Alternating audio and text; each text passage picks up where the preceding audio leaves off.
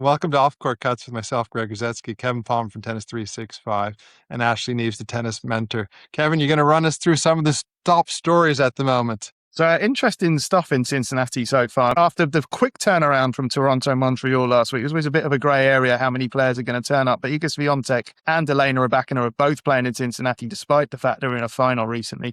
Ben Shelton's also come down as well. But the big sort of story from the first few days is Novak Djokovic. So we're going to get into that. We're going to talk about Alex Eala a little bit because we have to, because this show is being run by Alex Eala at the moment. She's our hero player and we have to talk about her. Denis Shapovalov and Adrian Manarino had an interesting hitting each other at the net exchange, which Greg's got a few nice words to say about. And I'll just finish off by chatting about Carlos Alcaraz, Greg, because I've seen his footage coming up on Instagram. It looks like he's certainly trying to play at the US Open. We both thought he wouldn't, but it's kind of happening. So let's start with Novak. The quotes after the match where I've got a health condition that I can't really deal with in the heat and the humidity. It's been going on for a few years now. He said he might not play Cincinnati again. The fact he said he wouldn't play Cincinnati again, I know he's not playing as many tournaments. It was almost the first time he's admitted he won't be around next year. Is that are we jumping to too many conclusions there? Greg, what are your thoughts? I have no idea. I'm just happy to have Novak around whenever it's possible. He's 39 years of age. What he's achieved is phenomenal. But it's so hard physically, especially in the heat and the humidity in Cincinnati. It can be brutal. I remember playing matches there where I was just standing there and I'm dripping. You can barely hold your racket. The heat is unbearable. The ice towel has to be on. Novak has to be protected. He can't be playing during the day. He has to be playing in the evenings. He's earned the right to do so from 7 o'clock onwards, and especially against a young gun like the Argentinian Tarante, who can hit the ball an absolute ton. So that was a brutal scheduling for Novak. I think in the US Open, he'll be protected, and I hope he continues to play a long time. Even youngsters would struggle in that heat. I mean, look at Jack Draper in his opening match against Landa Lucia. He wasn't finding it easier as well, and he's a lot younger than Novak. Rafael Hodar was struggling in the heat big time as well. And actually, you played in hot conditions. We've all played in hot conditions. I mean, it's part of the game, unfortunately, isn't it? You just have to deal with it, right? The climate's only getting hotter and hotter, and you know we're seeing more and more players struggling with it. But a little anecdote from me: I actually played last week in an over 35s event in 35-degree heat, and I was on court for 4 hours in one of my matches. Unbelievable! But I've managed to do something that Sinner's never done, and I won a match that was over 4 hours long. So vamos! Where was it actually? Come on, tell us where it was. It was at Wimbledon. It was, the over 35s British Masters for the old boys. So it was good. But the reason I say it is I was wearing my Whoop band to track my heart rate. And throughout the match, my average heart rate was 170 beats per minute. My max was 200, and that was at least 20% higher than it would normally be in a match, just because of the heat. And you know, as soon as you step on court, you're drenched in sweat. I think the thing that made the biggest difference for me after losing the first set is I went off court, I changed my socks, I changed my t-shirt, I stood in the aircon room for a couple of minutes whilst filling up my drink. My opponent chose not to. He chose to stay on court. He filled his drink up on an outside tap, but he still was in the beating heat. And at the end of the match, after I won it, I asked him, why did you not come inside with me? And he said he felt like he had rhythm in the match and he didn't want to break that rhythm. But actually, even though he was feeling good physically at that moment, I really think he should have gone off court and got cool. And these guys are on court and they have these ice bags, they have the aircon kind of blowing on them, but it's brutal, and the body is just fighting against it all the time. So it's not necessarily the damage it does there and then in the match, but also the next day and the day after. It really takes a toll on you. So I really feel for Novak in that situation. So hopefully, he gets some night matches in the US Open. And the other thing as well is he had the longest game, I think, in a long time, 17 minutes plus. I mean, in that heat, 17 minutes, I don't think I've ever played 5 games in 17 minutes. So, I mean, that is brutal. His opponents made it physical, took advantage of the conditions after losing the opening set. And that's what you have to do against Novak. But we have to give him a little bit of love and put him at the right time of day if you want to keep him in the tournament. So for me, scheduling plays a part. I know you can't always protect your big names because of rain and different things, but I think sometimes you have to do those things. Greg, does he need to change his game style? I know you mentioned you've never had a 17-minute game, and that probably comes down to the way that you used to play, right? But, does he need to be more aggressive? Does he need to try to come to the net a bit more? Well, I don't question Novak Djokovic. I don't have the resume. I don't know his body. He's got a great team around him. What are you going to tell to the greatest of all time? You should come into the net during that 17-minute game. You look at me and say, well, I've got 24 majors and you got 0. So, it's kind of hard to to have an argument with him and tell him what to do, but you might want to discuss it. And that's where Viktor Troicki has a challenging job, and getting the balance right, because it's very hard to question somebody like Novak, especially with everything he's achieved, and you support him and you do whatever you feel is best with him. And he's the GOAT, and there's nothing to question him, but I don't think he'll make the same mistake in New York, and I don't think they'll put that scheduling with him when he gets to New York as well. Before we get on to Alex Eala, guys, let's just chat about Denis Shapovalov, Adrian Mannarino. It started off with Mannarino hitting Shapovalov. He would argue by mistake. Then Denis wasn't too impressed, gave him a few dirty looks, said, what you doing, whatever else. Then the next game, the reverse roles happened. Shapovalov gave Mannarino a good whack. The crowd got a good laugh out of it. What thoughts on hitting an opponent at the net, Greg? Did you do it much? Ever do it deliberately? Would you admit to that? No, I never hit anybody deliberately at the net, but if I didn't have any option and the guy was jumping every direction, then you go straight at the body. And it's a legitimate shot. I mean, the guy in my generation who I practiced with, who was ahead of my time, world number one, Ivan Lendl, used to laugh and try to hit you at practice. So, he would almost just break out in laughter. If he had a short ball, he would go for your body, your head, whatever was there, and then just start rolling with laughter at you. And I used to have practice sessions with him when I was younger, and some people enjoyed doing that. It's a legitimate shot. It was a little bit of handbags at dawn, I would describe the situation as. But Shapo had every right to hit him back. And, these things happen, and it's just part of the game. We had the whole situation with Kyrgios and Nadal at Wimbledon where, Nadal thought that was unacceptable and really lost it. And, he had that famous thing about Kyrgios afterwards, if. Do you remember that quote when they asked him, what if he did this? What if he did that? So it depends in the situation. And it depends if the opponent's turned the back and is not playing, then you hit them, then there's a problem. But if it's in a legitimate situation, I don't see the issue. It's fair game.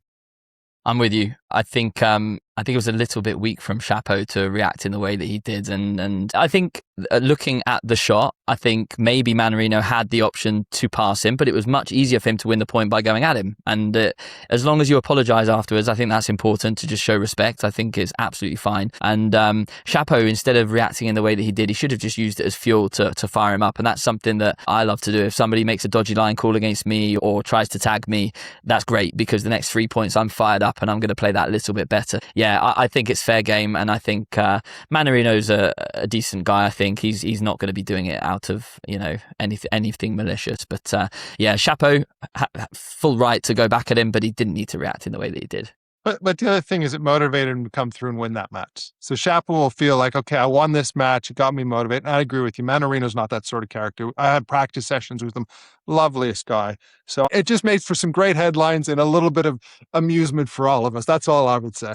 So we wouldn't have any of this with our off-court favourite, Alex Eala, who's cruised through to the next round. We'll play Amanda Anisimova in Cincinnati. She's keeping it going, Greg. We were saying last week whether she was overplaying and whether she might get tired, and she kind of did a little bit in Toronto. She was a little bit leggy, but the momentum is there, the enthusiasm is there, and the crowd's still flocking everywhere she goes, aren't they? I mean, it's incredible. I mean, yeah, she ran out a little bit of gas against Bencic, and Bencic played a great match. But what I'm liking is she's playing week in, week out. She has no excuses. She performs, she wins, she loses, she loses. No excuse. I'm giving 110%. The attitude is there. She was up a set easily, 3-love, got a default. Now she's stepping up against Anisimova, and everybody said, oh, the draw is going to be so tough. She won Washington, one of the most difficult draws to win that event. So I'm just so impressed with Eala. Can't wait to see her play Anisimova. That is blockbuster. I'm setting my alarm to see that one. Can't wait for it to kick off in Cincinnati. You can almost tell how big she's getting, because they're like Nike are releasing her kit for the US Open. There's sort of talk online about what she's going to be wearing. This is kind of almost like we're getting into Celebrityville, aren't we? And you haven't really spoken too much about Eala on this show, actually, because I've been the official spokesman of Alex Eala, I think, since last January, and no one else was almost looking at her. But she's been a ray of light in our sport, and I think we're all so excited to see where she can go over the next few weeks. Yeah, I think I think she needs to be looked after. When we're thinking of longevity, we talk about her playing a lot of matches, and she is at the moment, and she's surviving and doing very, very well in them. I think long term, now that she's climbing the ranks pretty quickly, it's an opportunity for her to take breaks here and there and to manage her schedules so that she can look after her body for the long run. Because, when it comes to players jumping onto the scene, and we've seen it with two very famous British tennis players, there is a danger of burnout physically. And so I think she's looking great at the moment, and it doesn't look like anything's going to stop her. But I think it's actually better to prepare and make sure that the scheduling is right over the next couple of years, because we want to see her for the next 10, 15, 20 years on the tour without any injuries. So she's doing great, and I think that's the next step. But I look at it like this. She's got Rafael Nadal as a mentor because she's been at the Nadal Academy. She has been a junior world #1. And she's got John, her coach, who does an excellent job. So this is the ideal lead-up. Washington, Toronto, lost in her third match.